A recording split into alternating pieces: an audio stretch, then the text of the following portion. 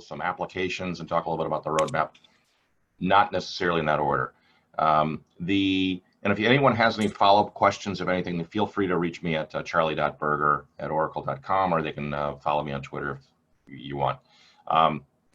The main thing that I'm going to talk about here is that what we do is we move the algorithms, not the data. So I've been with Oracle for about 21 years now, I think, ever since Oracle acquired a bunch of us that were at a company called Thinking Machines. At Thinking Machines, we already had massively parallel processing, massively parallelized neural networks, decision trees, things like that, k-nearest neighbors and everything. And but they ran outside the database. They ran on specialized hardware, much like you would say Python, TensorFlow, R, SAS, SPSS, like everybody else does today. We had the shared vision when we got acquired that it made no sense to move the data to a special analytical platform. It made more sense to teach the data management platform how to do math. So that's what we've been doing ever since then. And this first came out in release 9.2 with 2 algorithms, a naive Bayes and an association rules algorithm. And we've since got it up to over 30 algorithms, and they're kind of special, as I'll talk about, but they're also free. So everything I'm going to talk about right now, if you have an Oracle database, and I assume some of you would, right? You have everything that I have here. You can use it. It's on every Enterprise Edition, every SE2, and all the autonomous databases. And it's not a separate bolt-on. It's not something you install separately. It is the database. So that's the exciting part of it. You already have it. And as of December 5th, 2019, there was the sort of executive decision to make this and the spatial and graph features of the database free at no additional license anymore, features of the database. So with that long intro, I'll go show you a little bit more detail here. Safe harbor statement. So Oracle has more and more been talking about this converged database idea. The idea is that we're trying to help with the mission statement that you see in red. And to do that, it helps to have a multifunctional, sort of a Swiss Army knife, if that makes any sense, kind of database that does not have a separate, in-memory database, a separate unstructured data thing, a separate NoSQL, a separate machine learning.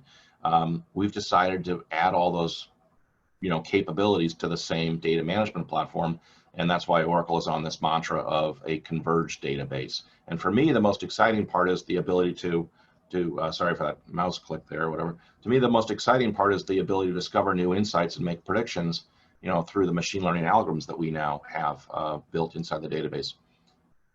And this opens up a whole new world of opportunities, because more and more, as Oracle over the years tries to simplify and automate things, there's more and more and tear down barriers to the outside world of data analysts. There's more and more conversions and also evolution, frankly, of people. I keep on moving my hand and the mouse is going, sorry about that. To evolve from an architect to a DBA over to this data engineer, data scientist, and moreover, not just a data scientist, but an application developer that develops smarter data-driven solutions, perhaps embedding the algorithms inside of that. So the way that, my keyboard seems to be, I don't know, I'm on my first cup of coffee, guys, bear with me. And so Oracle Machine Learning, it extends the database and enables users to build, AI applications, whatever you want to call it. We deliver in-database machine learning algorithms, automated auto ML functionality. At the core, they're all SQL. SQL functions over here. We also wrap and expose and integrate those with open source languages such as R and Python. Now, some people, when I say that, they immediately think, oh, he's going to run Python in a massively parallelized, much faster way inside the database. The answer is not really. What we do is we take the 30 algorithms that we have over here, and we allow you to speak these native tongues, Python or R, to drive those same algorithms.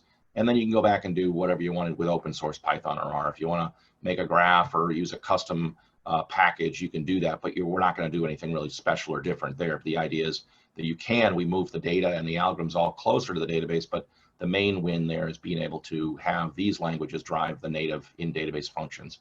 We also have these notebooks that run on the autonomous database, and on-prem we have the drag and drop SQL developer extension. We have some new user interfaces, I'll show that a little bit in the futures, and some new services.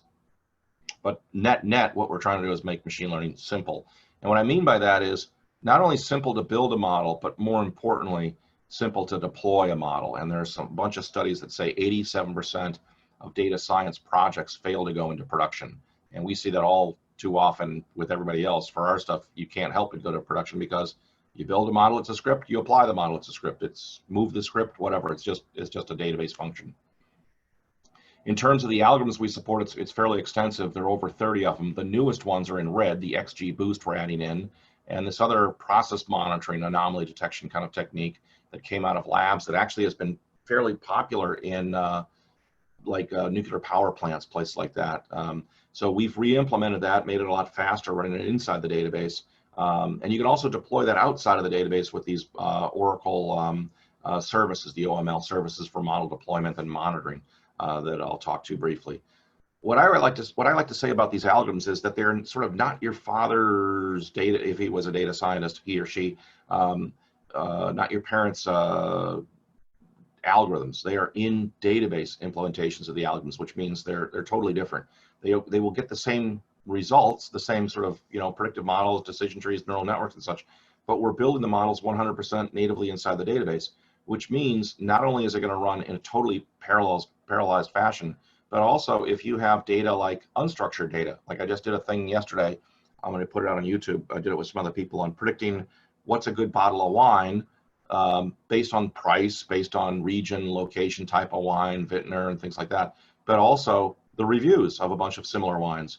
So if it says all these words, like robust and blackberries and black, currants and things like that, those are found in the text descriptions of other bottles of wine, and we can make predictions. So we're going to use unstructured data, all the stuff on the bottom here, geospatial data, graph, relationship data, that's all fair game. So I think that's what makes us really completely different than everyone else. And by moving the algorithms to the database, it's a lot easier to sort of assemble analytical methodologies. They're just scripts, if you will. And you start to think about having the database not only be just a repository of data and maybe building one model. You say, why don't I build a whole lot of models on likelihood to default on a loan, likelihood to buy a Tesla, predict my marital status. You could predict all sorts of things, right? Savings account balance. And every field in the database could have a corresponding predicted value with the probability of that predicted value and even the reasons why the algorithms have made those predictions.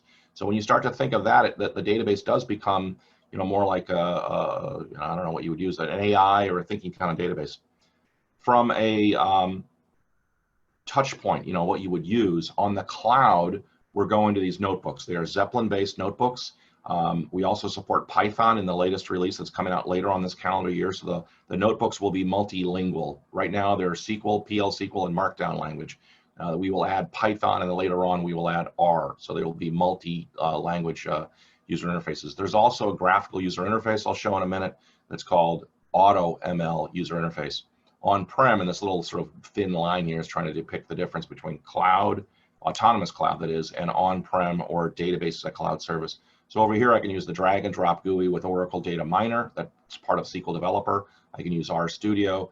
And when a little bit after the Python goes onto the autonomous database, the Python will also move over here, and a little bit later, then the R will move over here. So, the languages, but the user interfaces will still be sort of a little bit of a divergence there. Under the hood, when we build a model, it's as simple as this. Okay, begin DBMS data mining, create model, classification, table or view, unique identifier, target field. This is going to run in. Actually, I should probably just get this guy up and running over here somewhere. Let's see, I'll get this guy for one thing going, and I'll get the other guy going over here. Where's this guy going? And I want to get him going over here. And if I get any luck, this stuff will all work. So I also want to show you just how easy it is to get in and how it works and so on here. But I've got going up into the cloud right now with Oracle Machine Learning, and over here I'm trying to launch SQL Developer. Let's go back over here in the Oracle Machine Learning notebooks, the user interface here. I got to get this little floating window here to kind of float in the right way. We have these different notebooks here, and I left this in kind of a weird state last night, so I'm hoping this sort of has resolved and opens up here. But this will open up a notebook.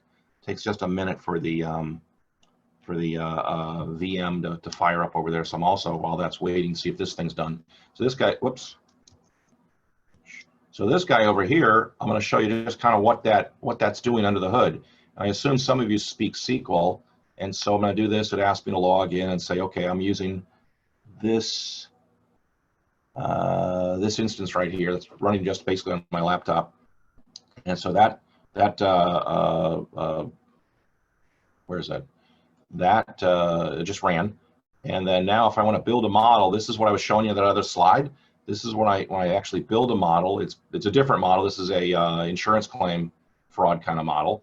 And that just built a model in like a second. And it's like 15,000 records and about 25 variables, I believe, is what we're dealing with there. And if I want to use that model, there's my top 5 most suspicious claims.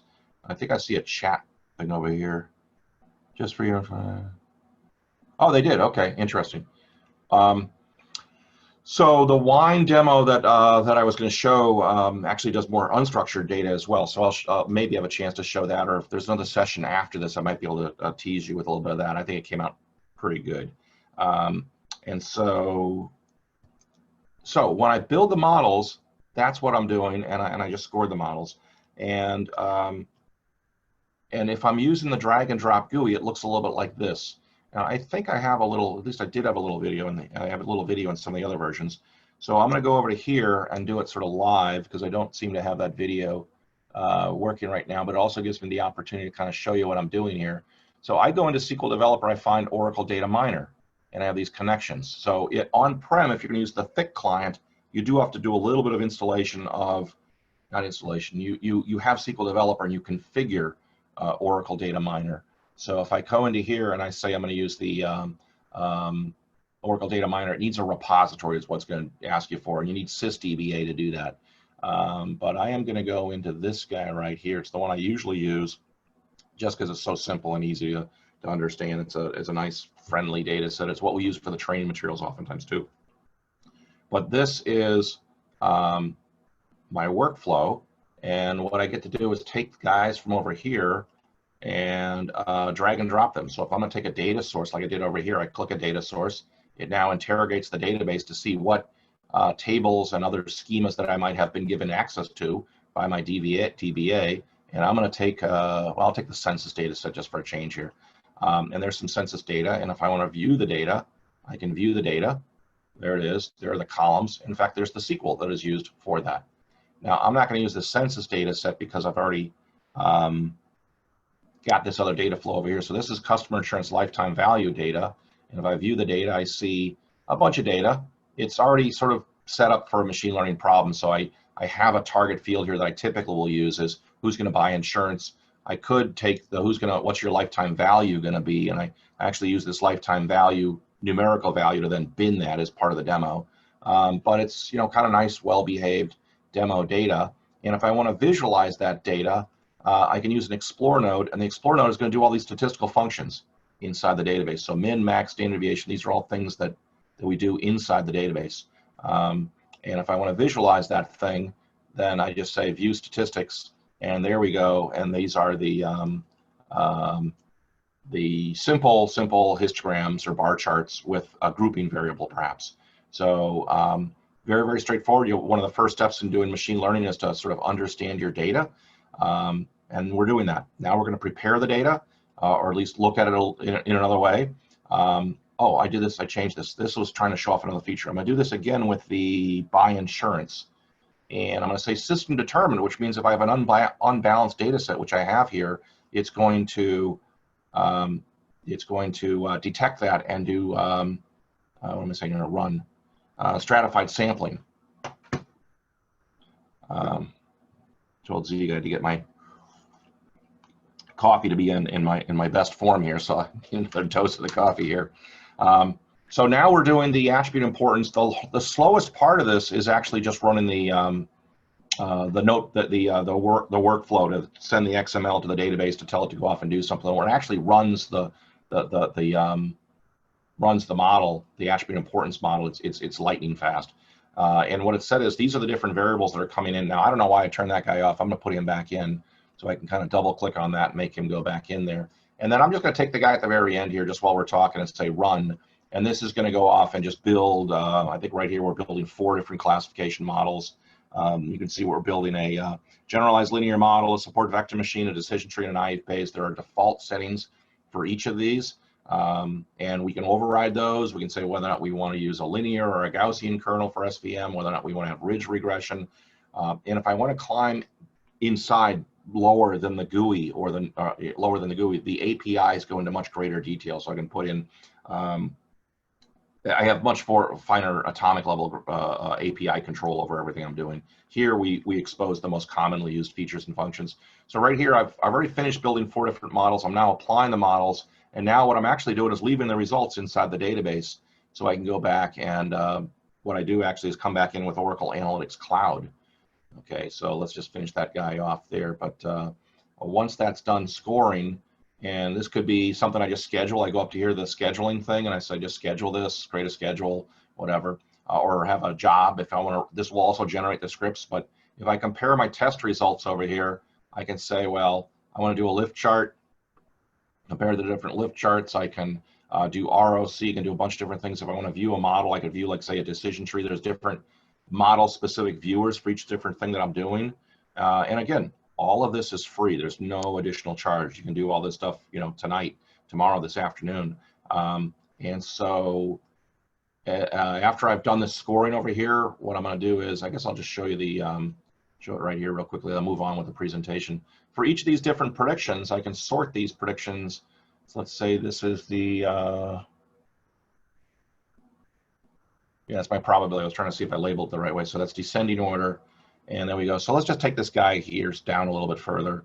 Let's take some guy that's, well, they're all pretty confident, some of these models here. Let's take some guy, Nita, whatever, married, and we think whether this person's going to buy insurance. And we say, yes, 99, we're very confident of that. And we also give the reasons why. These are called prediction details. If, you know, these are the reasons. These are not rules. These are not decision tree rules. They are called prediction details. So that's a little bit of what we do. I'm going to go back to the PowerPoint here. And so that's the demo of that. I'm not going to take the time to go through the R, because the R looks just like R, except the beauty of using the R is when I type in something like histogram or statistical summaries, you know, it'd be like proc summarize from SAS, it's going to push down and do all the math inside the database using the in-database functions. So that's kind of cool.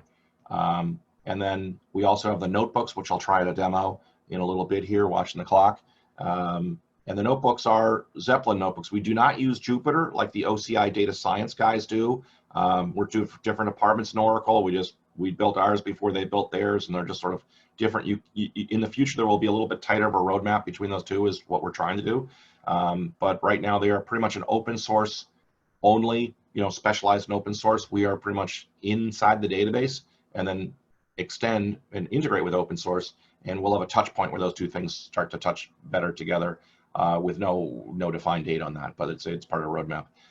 We both will speak Python. They speak Python today in open source. We will speak Python on the autonomous database shortly, but the notebooks, you can also export a notebook and import a notebook back between the two different platforms as well. I said I was going to talk a little bit about some customers, so just real quickly, and I really recommend if you go Google Oracle Machine Learning, or just oracle.com/machine learning, you'll get to a lot of information that's out there, including, you know, the live presentations, or the presentations by this company and some of the other ones. All the greater details are in there. But Ta works at a company called Fourth Corporation. They do these financial top-off machines, kind of like an ATM, but they sell stuff, and they have recommendations, and they try to target the right product for the right person, as the people around the country of Thailand work, you know, these machines and get money in and out of them and do transfers and such. And he was just a BI, he was a BI analyst that knew SQL, self-taught himself SQL, and he wanted to do more, and he's a smart guy. And so I just kind of coached him up, if you will, and said, it's not that hard. Here's how you do it. That's a little bit of what we'll be talking about in the session that follows this. And now he's a full-fledged data scientist guy doing amazing things. I'd say an Oracle data scientist, because he knows how to use my product, Oracle Machine Learning. This is my the biggest reference I have, the UK National Healthcare System. 1.6, this is now up to 1.6 billion with a B, that's a real number, or an actual number, of money identified as potential fraud using OML. Now, if you read the literature on this, you'll see different parts of Oracle take credit for it. Oracle Analytics Cloud, Oracle Machine Learning, the Oracle Database, we're all in there. But the fraud part of that is in large part what we do. And the nice thing is that you leave the results in the database, you come back and you view the results through Oracle Analytics Cloud, or what they were using years ago, OBIEE, or more and more people are building clever apps with Apex. But the database is undergirding everything, and these guys just keep on doing more and more and getting better and better. They're always a joy to present or co-present with or work with. They're just really doing amazing things. This is one of my favorite early on customer references. Julia and Miguel were at Fiserv. They were using SaaS to stop fraud for like any payment that was over $10,000. They wanted to kind of stop the fraudsters and kind of say, is this payment good, or yes or no? And it would take them 3 months to build a new model to stop, something. Well, not build the model, but to deploy the model, build and deploy using SaaS, because the code is out in SaaS. It's a whole different product, right? They got it down to under a day using our stuff. Valdosta State spoke at our, and by the way, in all the slides, you have the exact link to the detailed presentation by these people, so in their own words. Brian did some great predictions of student retention, and they not only just did a good prediction, they built a whole app so that the professor and the student will get notifications like, hey, we haven't seen you badge into the cafeteria for a while, and your grades are dropping a little bit. Let's come in and talk. Let's be more proactive. So they've really, one of the most amazing use cases I've seen. Now, I'm gonna pause. Any questions that haven't come up yet already? I don't see any, so. No, there are no questions. So if anybody wants to ask Charlie anything, type down the Q&A into the Q&A window, and we'll read the question to him. And thank you. And if anyone's going to stick around for the follow-up session, we'll go into more detail. We can maybe pick up some of those questions then if there's any people that are going to be sort of repeat attendees. So now I'm going to talk a little bit about what's coming soon. And this is going to be a little bit of a blur because I realize some of the stuff is new. The whole thing may be new for you, so that what's even new beyond that may be a little bit of a blur. But we're picking up support for Python, as I mentioned. We have this new AutoML user interface. We have the new REST API OML services that will allow you to deploy the models beyond the database, will also allow you to score in the ML services environment, which is going to be outside of the database, but still running on the autonomous platform, pretty much. You can take an image model of some sort that you may have downloaded from some model zoo somewhere in Onyx format, and we'll score it. So we're not going to be building the image models. We're not really good at that. The OCI data science guys that embrace all open source, you could from them you could fire up a rent or provision an NVIDIA box and give it a bunch of images, and you could build a model over there, and then you could score it in our Onyx model scoring services. But we're not going to be the guys that are going to be building those image type of models, at least at this time. We're leveraging today the strengths of what the database does well. The R will be running on the autonomous database. It's in the autonomous database category. And then on 20C, the next database release, we will have 2 new algorithms. The 2 new algorithms will include XGBoost algorithms, which if you don't know what it is, it's a very popular, very cutting edge algorithm that's been winning a lot of Kaggle competitions. And we'll also add that process monitoring algorithm, the MSET, multivariate state estimation technique. We've also sped up neural networks a little bit. On the notebooks, we will add the ability to also speak Python. So here in the middle of my notebook, I can just go off and do some Python, which gives a nice sort of synergy because I can do some things in SQL, some things in Python, and data science is more and more of a team sport these days. So whatever paragraph, we could be working together. Some of you guys are typing in Python, some are typing in SQL, and we put together this whole analytical methodology. The Python will operate in the exact same way that the R works, where there's this transparency layer where we leverage proxy objects so the data remains in the database. We overload the R functions so that they then push it to equivalent functions inside the database. And so you can use familiar R or Python syntax to manipulate things inside the database. Then the things inside the database you're going to manipulate are probably either the base SQL functions like select, mathematical functions, things like that, or also the 30-something Oracle machine learning for SQL algorithms. Now, if you speak both both native tongues, SQL and Python, you may just want to go directly to the Python, excuse me, directly to the SQL. But some people feel real comfortable with Python, some people feel real comfortable with SQL, and others with R. We're trying to support all of them. You can also do an embedded execution where you can say, well, I don't see the technique I want to use. I want to use this special Python technique or R technique on premise with R. You can download wherever you want because you have sysdba, local. On the autonomous, we have to be a lot more careful. So on autonomous, what we're going to install for you at this time are these Python packages. Okay, so scikit-learn, matplotlib, and pandas, and so on. Over time, we're looking to work out how we allow you to install whatever you want on autonomous, but we're not there yet. So this is what you would use for your custom ones. Or if you want to do, 95% of what you want to do is open source, probably use OCI Data Science. Coming soon is also this thing called AutoML, which we've always done. I'm not sure I love the name because I always thought, well, we're already doing AutoML. We do automatic data preparation, automatic normalizing the variables, handling outliers, automatic stratified sampling in the algorithms, automatic hyper tuning as best we can, and we do a lot of intelligent things already. But this takes what we do today and kind of assembles it at much more of a higher level, molecular level rather than atomic level, and it puts together a whole automated methodology that you just literally say go. And we're also adding a GUI to the notebooks, and we've cleverly named that Oracle Machine Learning AutoML User Interface. So with that, it's easy to use, and you'll just come in here and say, I want to use AutoML rather than notebooks. I'll click on AutoML.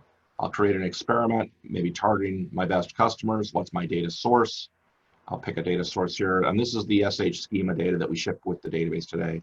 I'll pick that. I'll pick a target field. Who are hyper responders to this loyalty program that we have going on? Once I have that all set up, now notice it says, well, I've noticed that the affinity card is just like it may be stored as a numeric value, but I only see 1, 2, or 3 values there, so I assume that you must be wanting to do classification. So we're going to infer that unless I override that and say, no, it's regression. It's going to do a certain amount of data profiling. We can do additional settings for how much time we want to allocate to run. Now, some of this I think is a little bit of engineering over design here, because most of the time when you say to run it, it's going to run just like that. But let's say you're doing a lot of data and you've got a small box and you just want to say, go find me the best model, and I'll go get a cup of coffee when you do it. You might want to put a limit on how long, how much compute time you want to use. So that's the idea there. You can select the best model metric like accuracy or balanced accuracy or ROC. You press go. There's the concept of just give me a real quick, good model, do the best you can, but fast as you can do, or I'll take the time to really have it exhaustively, explore a few more things. The neural networks always take a longer time, right? Sometimes it's worth it, sometimes it's not. So certain techniques will take a little bit longer. At the end, you'll get your attribute importance. So it's not a drag and drop GUI like Oracle Data Miner. It may evolve to something more like that over time, but right now it's fewest clicks possible to get the job done. And when you're done, we've run all these different models. We have the best model over time, and we can take the notebook that we've created as a citizen data scientist and generate the code to hand it off to another code-oriented data scientist to fine-tune it and keep going. So it's really kind of, Dataiku does that. I always like that from Dataiku. So then we also have the idea of all the models. We've created all the models. You might want to deploy them in certain ways. We will allow you to deploy them as REST APIs. We will start to version the models. That's something new for us, to version the models. They've always been first-class objects, so you can do whatever you want in the database, but this will be an explicit versioning. And then you have all the metadata, and I can just deploy the models with the REST APIs. Okay. Also related to that, but also very separate, are the new Oracle machine learning services that, as I alluded to before, I could take any of my OML in database models and I could export them as serialized code. So just completely running outside the database. Think PMML if you are familiar with that, but definitely it's not PMML. It's our own incarnation of the same kind of concept. So we deploy the logic of the model as a piece of code that we can know how to manage and handle. So all the transformations and all that stuff we know how to do. We do all that outside the database through the model services. We also say, well, if you have another model service, like an Onyx model for images, or we also have some text models that for sentiment analysis and stuff that we also ship. And all these things are available to to kind of categorize, that's actually my dog. Is he a beagle? Is he a foxhound? And there's different types of models that do different tagging or different kind of models. And you can download a model, and we would score it for you as maybe part of a larger system. There's my dog. And here's also the text, trying to figure out what are the topic results out of the text, and similarity between document A and similarity to document B, and so on. Applications, moving on. Because we've done all this, it would imply that it's pretty easy to go off and build cool applications. And I spend actually most of my fun time these days is working with other different Oracle application teams. And these are ones I've worked with, saying, how can we take and automatically predict which employees are likely to leave? How can we automatically predict their performance? Same thing in manufacturing quality. Can we get the root causes? Can we explain what's going on? Maybe make some predictions. And so here in this one, there's this whole methodology that runs under the hood that takes all the different data. And we have like 125 variables about your bonus amount, how long you've been reporting to the same boss, what's your performance review, self-evaluation versus your manager's view of you, how much travel you do. I don't know, there's your stock options compared to your peers. There's a bunch of data that we know is managed inside the Oracle HCM, or what used to be called the PeopleSoft app. And we've siphoned off, identified those attributes that we think would be most predictive in nature based on the HCM PeopleSoft team's knowledge about HR, about employees. And then we combine that with the machine learning knowledge, and we build a predictive model. And it's so tightly integrated, you can even do what if analysis inside the database. What if I change this? What would I get for a likely outcome? Similarly, in the manufacturing realm, we have predictive models for, like, you have 3 sigma, you have within specifications, above, below, way above, way below. We use those as a classification approach, like, predict A, B, C, D, E, F, and then based on where you're and why you're getting A, B, C, D, E, F, we give you the reasons why and predictions, all in an automated fashion. So it's really like, stick your manufacturing data here, give us your target field that you're measuring, like door gap or whatever, and we'll take it from there. So it's very very nice. But wait, there's 9 minutes, and there's more stuff to cover. So additionally, we have worked with the Oracle Analytics Cloud. The Oracle Analytics Cloud, it just, in my opinion, just keeps on getting better, and better. And it's so easy to use, even I can use it. And I know it's a priced option, but it seems like it's priced reasonably well. And there's also, I guess, free versions of it. And what I'm going to show you right now is on the OAC Cloud. I have 5.7 or 5.8 right now, but my understanding from Philippe and Gabby and those guys is that it is, everything I'm going to show here is also supposed to go to on-prem, and there's free versions. Speak to them about that. That's my understanding, but they're the product managers for that. That's my understanding. So here, the new thing is I can go in from OAC, and if I have more time, I can do some of these things live, but I can come in here and register, I can register a machine learning model. After I register it, I can go in here and see which models I have. I can see the information about the models. I can set up a flow to apply the model, and I go in and I pick the model that I just built, the machine learning, Charlie's machine learning model inside the database. I set up a flow, and then I say run, and it will run it entirely inside the database. And when I'm done, I have all these predictions. This is the one we're using for the wine thing. Hopefully I can show that. This is the model object for all the words that predict a good bottle of wine or a bad bottle of wine. These are the predictions of who's a good employee, who's not a good, who's likely to leave or not. And I've got a bunch of different, here's some insurance claims that are suspicious. So a bunch of different things.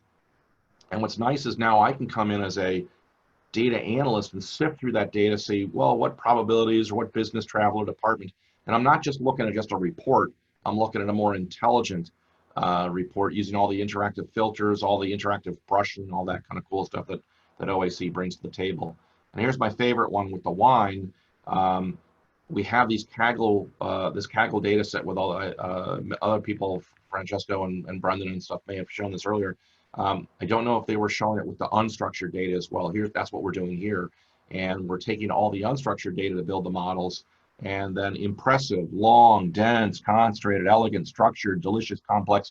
These are all the words in the wine reviewers' descriptions of the wine that are useful for predicting the greater than 90-point bottles of wine. And these are all the descriptive words used to predict not so good bottles of wine. So anyway, a real sort of whirlwind tour of what we have here. And this is my editorial kind of comment. I think what we've come up with at Oracle these days is much more like the Infinity Gauntlet, the most powerful weapon for tackling data-driven problems. And it all sort of stems with data, right? It stems with, you got to have data somewhere, and the Oracle database is a pretty good place to store your data. It's HIPAA compliant, it's secure, it's backed up. There's even the always free version of the database that includes my machine learning in there. You have all the security, all the scalability. It's just a pretty good place to manage your data. With that, we now have the Oracle machine learning. I'm ignoring the spatial and graph and Apex and all these other things, but you also have the analytics cloud, you have the OCI data science. This whole Oracle ecosystem together allows you to do quite a few things. And so should you want to follow up or do anything more with this, there's a bunch of hands-on labs, there's tutorials, there's workshops, there's YouTubes, there's a blog series that I have to still complete. It's a 7-part series or 6-part series, and I've got the last 2 parts to still have to write. But there's a lot out there. We've been doing a lot of hands-on labs and training. This was at Oracle World. This is yet another notebook. This is where you go to on o.com or any of the other different places. And with that, hopefully if you guys follow this path, and by the way, we are working on an Oracle machine learning certification that you would follow. You would take a bunch of tests, and then afterwards we like all the other Oracle products, sort of do some sort of certification. So that's something we're working on right now, and may have later on this calendar year is the hope. And with that, I think oh yeah, we're also running these TechCast days, which are actually, today's Thursday. Today's the last one of this. So from 10 o'clock Eastern time till 1 o'clock Eastern time, we still have 3 more talks going on there. One of them is with, 2 of them are with companies that do, if you miss it, don't worry, they're all recorded. You can come back and watch them on demand, and they're all free as well. But there's some good ones in there. There's Cert2G is the name of the company. I've worked with them, and Eric Probst is going to be presenting, and he's going to be doing check fraud using basically my stuff to try and find fraudulent checks. There's another one, Hartford Healthcare. It's an insurance company that is using OAC and machine learning under the hood to do a lot of reporting, a lot of analysis, and a lot of now more and more predictions. So we've had 3 days. Come and see that. The next one's going to be in January, so mark your calendars for that. And maybe we can get you to see that, or just come back and see them on demand. They're all on YouTube and various places.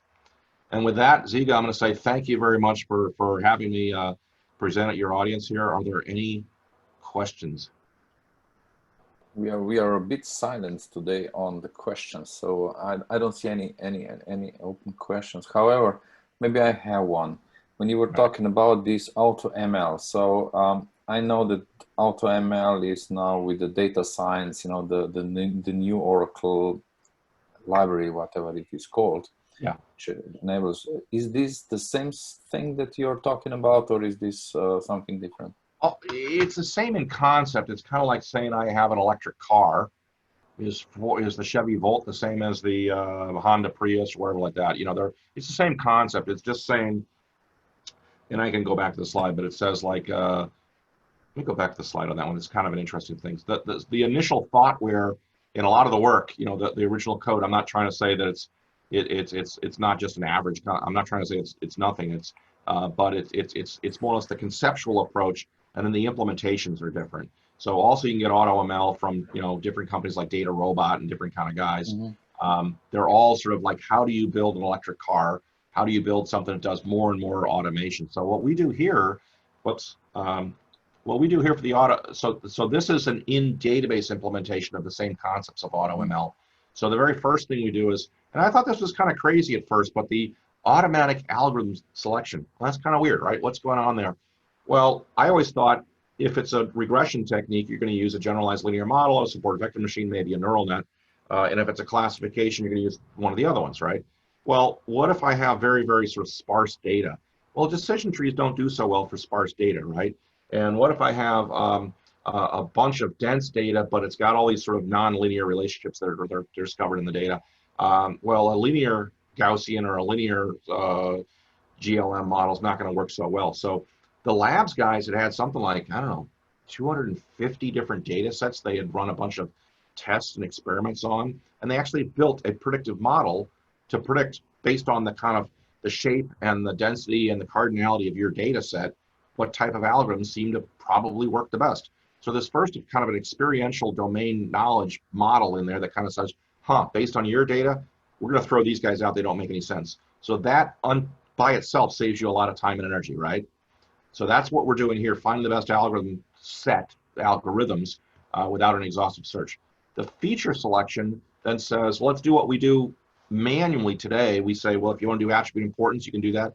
Each of our algorithms have always had their own attribute importance in the algorithms themselves. So that's always been, that's why I say we've done a lot of this stuff already, but it assembles that kind of logic to say certain variables are just sort of noisy variables, throw them out. Other variables, I got 10 different variables that measure sort of age. I got collinearity, throw out 6 of them. So it's a little bit of a feature selection and throwing out the other ones so you get faster, better, cleaner models. And then there's this logic for this, sort of a gradient descent sort of searching to try and find the like how many levels of trees do I grow out, 3, 5, 10, 20, and all of that hyperparameter tuning. Rather than doing an exhaustive search, there's an approach to kind of lock in and tune those things. So it's A, B, and C all together, this sort of analytical methodology. And we implement all that using all the algorithms and techniques we have inside the database. The OCI data science guys do that with all the open source tools and techniques that they find in open source, similar to what, say, Data Robot do or other people. So it's a movement within the industry to try and do things, but that's how we implemented ours with their help. Cool. Okay. Any other questions?